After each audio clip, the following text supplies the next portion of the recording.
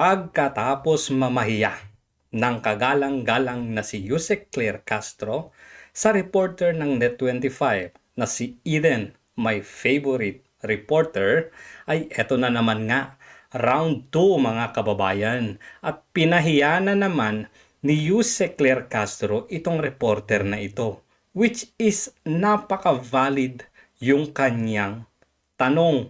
Ang sagot, pabalagbag na naman. So eto, panoorin natin, tignan natin kung valid nga ba yung question ng reporter na paborito natin. O eto. Morning po, Yusek.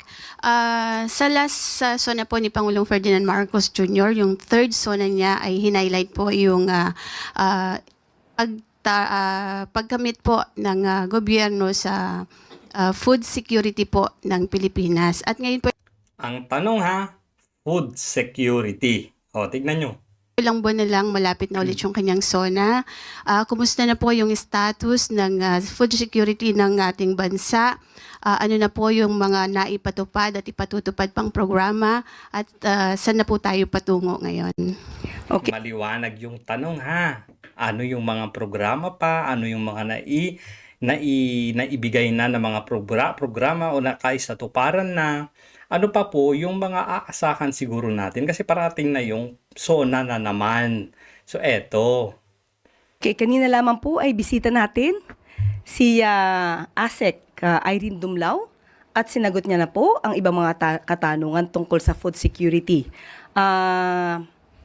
Hanggang doon lamang po ang aking masasagot dahil nasagot niya na po kanina ibang mga programa pa to. Teka lang. Hindi na natin babalikan yung sinabi ng ASEC. Ang sinabi ng ASEC dyan, ng DSWD ha, tandaan, DSWD. Ang sinabi lang niya dyan ay yung mga programa na nagpapatuloy o yung mga bago pang mga hakbangin ng programa ng DSWD. Katulad ng mga porfis, mga porpis, no? Yung mga walang gutom kitchen, yung AIX. So yung mga yun yung tinalakay niya kanina dyan. Totoo naman, nandyan yung DSWD. Pero ang tanong, DSWD ba ang namamahala sa food security ng bansa? Sagutin natin yan maya-maya. Tuloy lang natin to.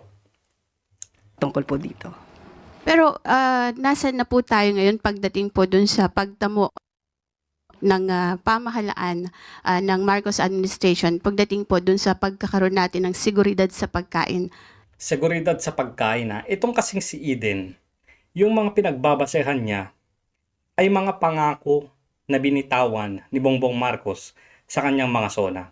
Katulad na lamang ng una-unang pambabastos ni Yusek sa kanya ay tungkol sa programang pabahay na ang pangako ni Bongbong Marcos ay 1 million na pabahay bawat taon, which is hindi naman natutupad ni wala pang ang kalahating milyon sa loob ng magtatatlong taon. So ngayon naman, yung pangako ni Bongbong Marcos naman about food security ang tinatanong niya.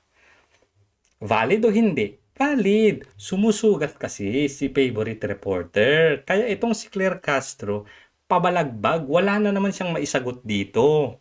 DSWD ba ang may control o may tungkulin o mandato sa food security? Mamaya. Sa ating bansa. Nakita niyo naman po kung ano pong sinabi ng ating ASEC from the DSWD. Nagagampanan po yan at nagkakaroon po ng traction dahil sinabi po niya noong nakaraang buwan lamang ay maganda po naman ang naging resulta.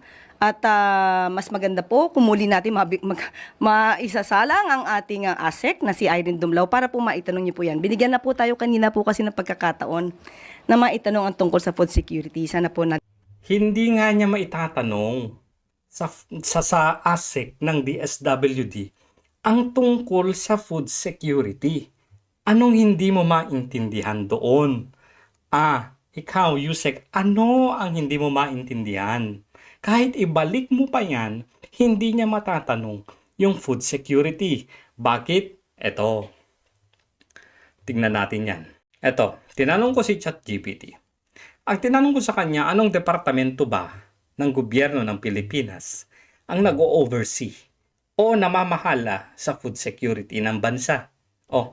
In the Philippines, food security is primarily overseen by the Department of Agriculture. So kaya hindi niya tinanong yung DSWD ASIC na nandyan kanina kasi hindi naman trabaho ng DSWD ang food security, kundi Department of Agriculture.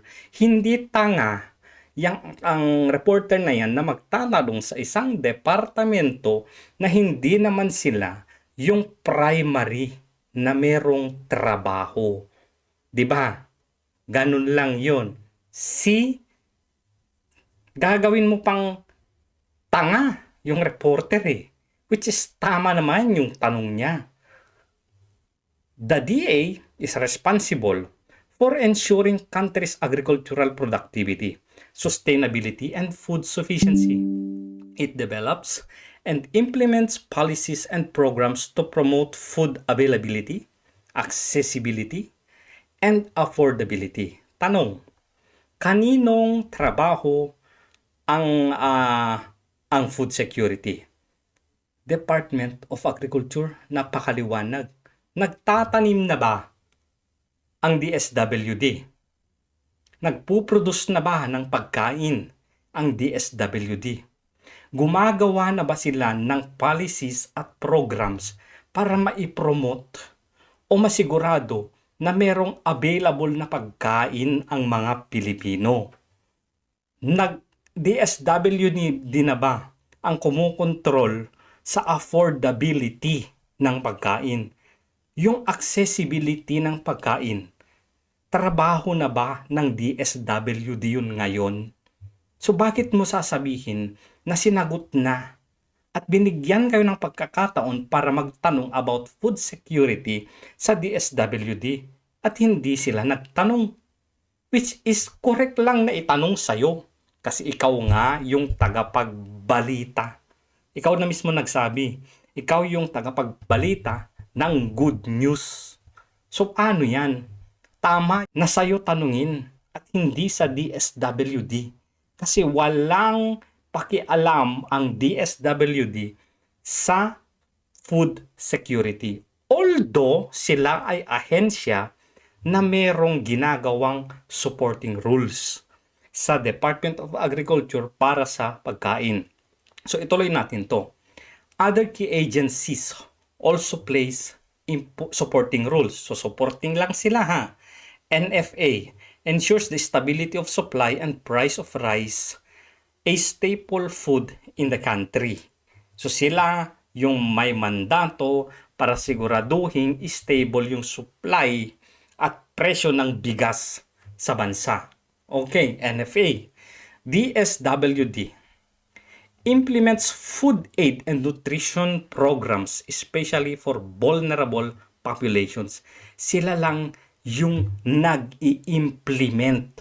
Ano ang i-implement nilang food aid kung wala namang bigas, wala namang agricultural products na ina-ensure ng Department of Agriculture para ipamahagi ng DSWD. Implementing lang sila, nasa implementation lang sila. Hindi sila yung may mandato para tignan na may sapat na pagkain ang mga Pilipino. Naiintindihan mo ba? Kagalang-galang na Claire Castro. Sino pa daw? Department of Health oversees nutrition-related aspects of food security. Ano ba ang titignan nila kung tama yung mga yung nutrition sa mga pagkain, kung yung DA ay hindi makapag-produce ng pagkain. National Nutrition Council coordinates national efforts on nutrition which are closely tied to food security. Ganun din. Ano ba yung imo-monitor nila o i-coordinate ng NNC kung wala namang pagkain galing sa Department of Agriculture? Bottom line, tama si Eden na magtanong sa'yo kung nasaan na tayo patungkol sa pangako ni Bongbong Marcos na food security. Kasi ang Department of Agriculture ang merong mandato para siguraduhin na may pagkain ang bawat Pilipino. Hindi DSWD. Bigay lang sila. Anong ibibigay nila? Kung yung productivity naman ay hindi nasisigurong tama o maganda yung ating ani ng Department of Agriculture. So DSWD, hindi yan ang dapat tanungin tungkol sa food security. Kaya sa'yo nagtanong yan, reporter na yan, kasi wala naman dyan ang Department of Agriculture.